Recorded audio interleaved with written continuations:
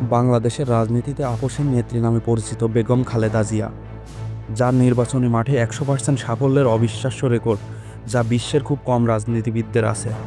আরও আশ্চর্যের বিষয় হলো, অনলাইনে বিভিন্ন জায়গায় তার কতটি জন্মদিন ছড়িয়ে আছে জানেন? 2টি, 5টি, 10টি, না, তারও বেশি। ডক্টর ইউনূসের নোবেল জয়ের পেছনে বেগম খালেদা জিয়ার কী ভূমিকা ছিল? বেগম জিয়া এমন কী পুরস্কার জিতেছেন যা আমেরিকার বাইরে পুরো বিশ্বে কেউ কখনো পায়নি? ট্রেন্ড সময়ের আজকের আয়োজনে আপনাদের জানাবো খালেদা জিয়া সম্পর্কে এমন 10টি অবাক তথ্য। কয়েকটি জানলেও সবগুলো আপনি জানেন না, আমি নিশ্চিত। তো চলুন শুরু করা যাক। 1. খালেদা জিয়ার নাম। বেগম খালেদা জিয়ার পুরো নাম ছিল খালেদা খানম পুতুল।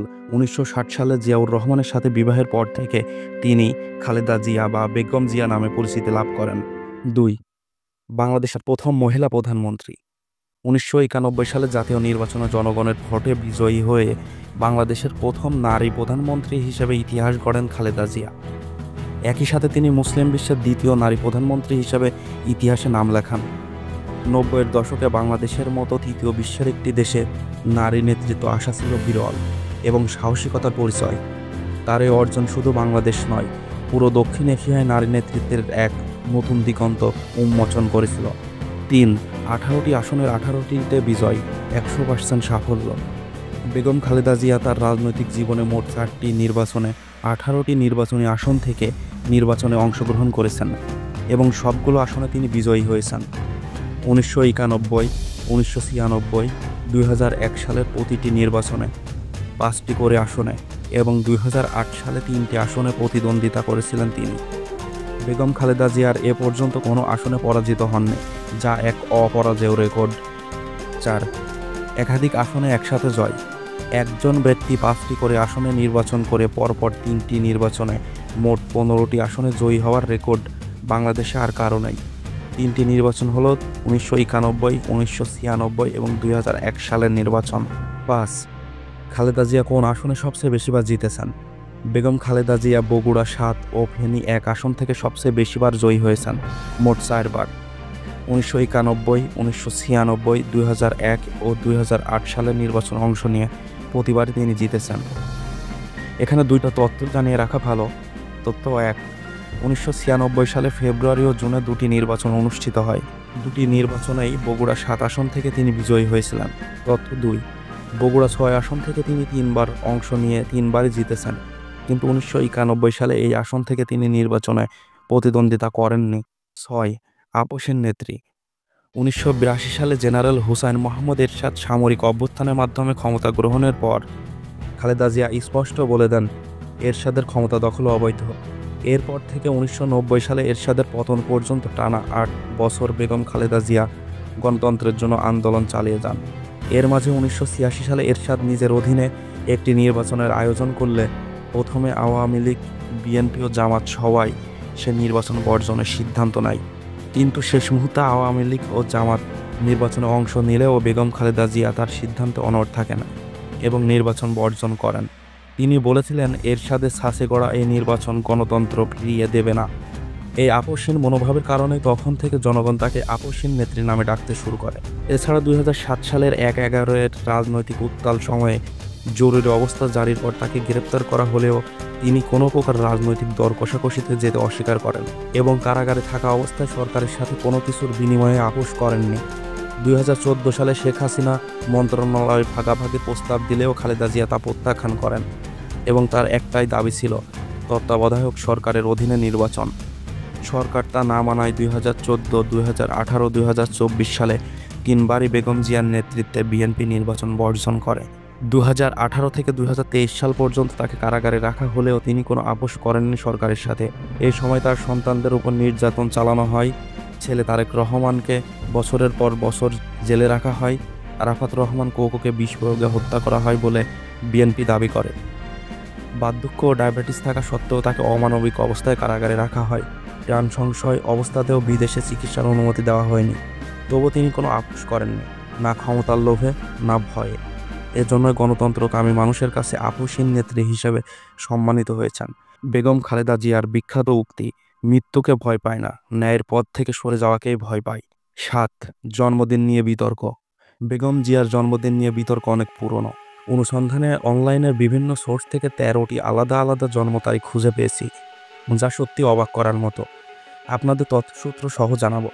13টি তারিখের মাঝে বিবাহের কাবিননামাকে উৎস করে 5টি তারিখ লিখেছে ভিন্ন ভিন্ন অনলাইন সোর্স, যা দেখে আমি নিজেও কনফিউজড। বাকি 8টি তারিখের মাঝে পাসপোর্টকে উৎস করে ভিন্ন 2টি তারিখ পাওয়া গেছে এবং এসএসসি সার্টিফিকেটের তথ্যসূত্রেও এই 2 জায়গায় 2টি তারিখ পাওয়া গেছে। বাকি 4টি তারিখ হলো করোনা পরীক্ষার প্রতিবেদনে 8 মে 1946, প্রধানমন্ত্রী হিসেবে শপথের নথিতে 19 আগস্ট 1947, উইকিপিডিয়া বাংলা মতে 15 আগস্ট 1945, বিএনপির অফিসিয়াল ওয়েবসাইট অনুযায়ী 15 আগস্ট 1946। বেগম জিয়ার কয়েকটি জন্মদিন নিয়ে বিতর্ক আছে জানতাম। বিষয়টি আদালতে উঠেছিল। সেখানে 3টি ভিন্ন ভিন্ন জন্ম তারিখ পাওয়া গেছে, কিন্তু অনলাইনে 13টি জন্মদিন খুঁজে পাবো কল্পনা করিনি। এ থেকে একটা বিষয় বুঝলাম, বাংলাদেশের পত্রিকাগুলো কিভাবে দায়িত্ব জ্ঞানহীনভাবে তথ্য যাচাই না করে খবর প্রকাশ করে।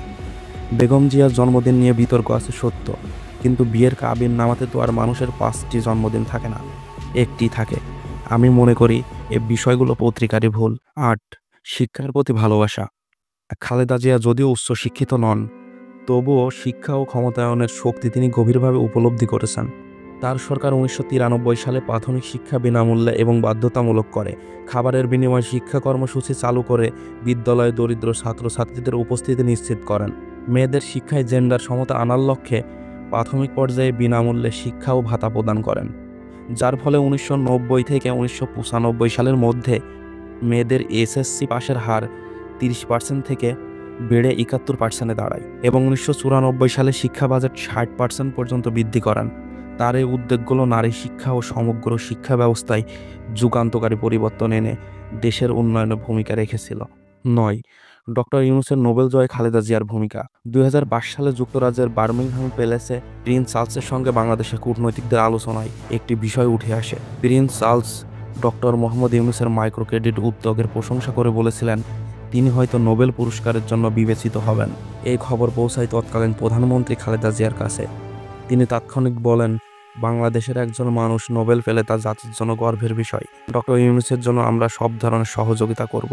বেগম জিয়া কূটনৈতিক প্রোটোকল ভেঙে সরাসরি হাই কমিশনারের কাছ থেকে তথ্য নেন এবং প্রয়োজনীয় পদক্ষেপের নির্দেশ দেন। এরপর শুরু হয় বেগম জিয়ার নির্দেশে কূটনৈতিক তৎপরতা। সুইডনে বাংলাদেশ দূতাবাসকে নোবেল কমিটির সঙ্গে নিয়মিত যোগাযোগ রাখতে নির্দেশ দেওয়া হয়। ডক্টর ইউনূসকে রাষ্ট্রীয় অতিথি হিসেবে সম্মান জানিয়ে সুইডেন সফরের জন্য সহায়তা করা হয়। তিনি লন্ডনের হাই কমিশনার বদলি করে এমন একজনকে নিয়োগ দেন যিনি নোবেল প্রক্রিয়া তদারকি করতে পারবেন। সুইডেনের নতুন রাষ্ট্রদূতকে নির্দেশ দেন রাজার কাছে পরিচয়পত্র পেশ করার সময় ডক্টর ইউনূসের কাজ ও নোবেল প্রাপ্তির সম্ভাবনার বিষয়ে সরকারের পূর্ণ সমর্থন প্রকাশ করতে। 2006 সালে যখন ডক্টর ইউনূস নোবেল পুরস্কার পান, তখন এটি শুধু তার ব্যক্তিগত অর্জন ছিল না, এটি পুরো বাংলাদেশের জন্য গর্বের মুহূর্ত হয়ে উঠেছিল। খালেদা জিয়ার দ্রুত সিদ্ধান্ত, কূটনৈতিক দক্ষতা ও নেতৃত্বে এর পেছনে ভূমিকা রেখেছিল। তিনি এটিকে কেবল একটি সাফল্য নয়, বরং জাতীয় মর্যাদার প্রতীক হিসেবে দেখেছিলেন। 10, আন্তর্জাতিক অঙ্গনে খালেদা জিয়া। গণতন্ত্রের জন্য লড়াই করার কারণে যুক্তরাষ্ট্রের নিউ জার্সি স্টেট 2011 সালের মে মাসে বেগম খালেদা জিয়াকে ফাইটার ফর ডেমোক্রেসি পদক প্রদান করেন। দারুণ ব্যাপার হলো, যুক্তরাষ্ট্রের বাইরে কোনো বিদেশিকে এই ধরনের সম্মান প্রদানের ঘটনা এটাই ছিল প্রথম, এবং পরবর্তীতেও আর কোনো বিদেশিকে এ পুরস্কার কখনো দেওয়া হয়নি। 2018 সালের 31 জুলাই তাকে মাদার অফ ডেমোক্রেসি সম্মাননা দেয় Canadian human rights international organisation. Forbes সাময়িক বিশ্বের 100 ক্ষমতাবান নারী নেতৃত্বের তালিকায় 2004 সালে বেগম খালেদা জিয়ার অবস্থান ছিল 14তম, 2005 সালে ছিল 29তম এবং 2006 সালে ছিল 33তম। ধন্যবাদ।